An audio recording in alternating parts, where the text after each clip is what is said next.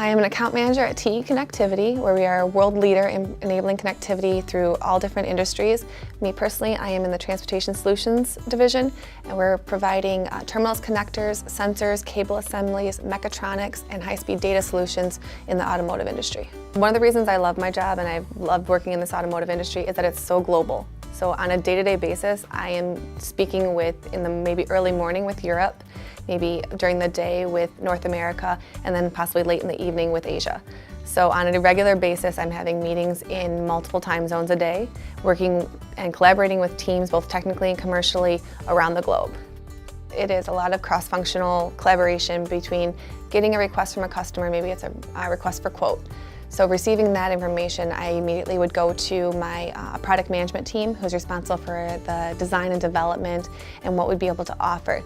Now they are then passing on our interface directly with the plant, who's then working on the feasibility of manufacturing a product and what we can do, where is best to build it.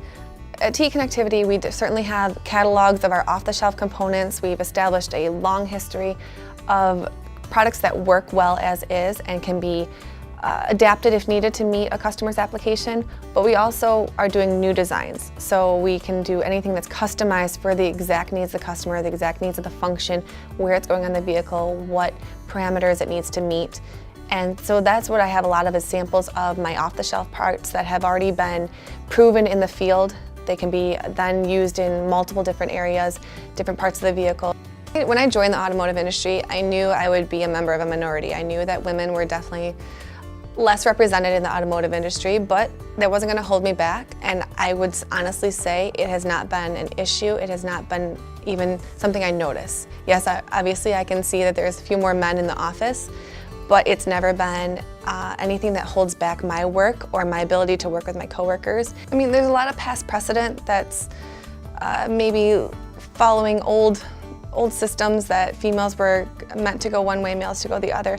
But I think we're past that. I think we're at a point when we can see the affinities that our kids have at an early age, and we just need to promote that. Even at a young age, I was very much enjoying science and math. Knew I wanted to maybe go in that area, but really locked it in when I was 10 years old and my father brought home a Viper from work.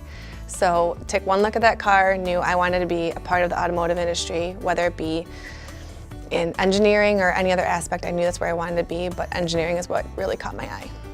Any degree you're pursuing, any higher education you're pursuing, they all equally have their difficulties, their workload for sure, they all do. But when I chose engineering, I knew it would be a workload that would have a lot of lab time that maybe doesn't count in your credit hours. So it is a little more intensive in terms of your time commitment to your education.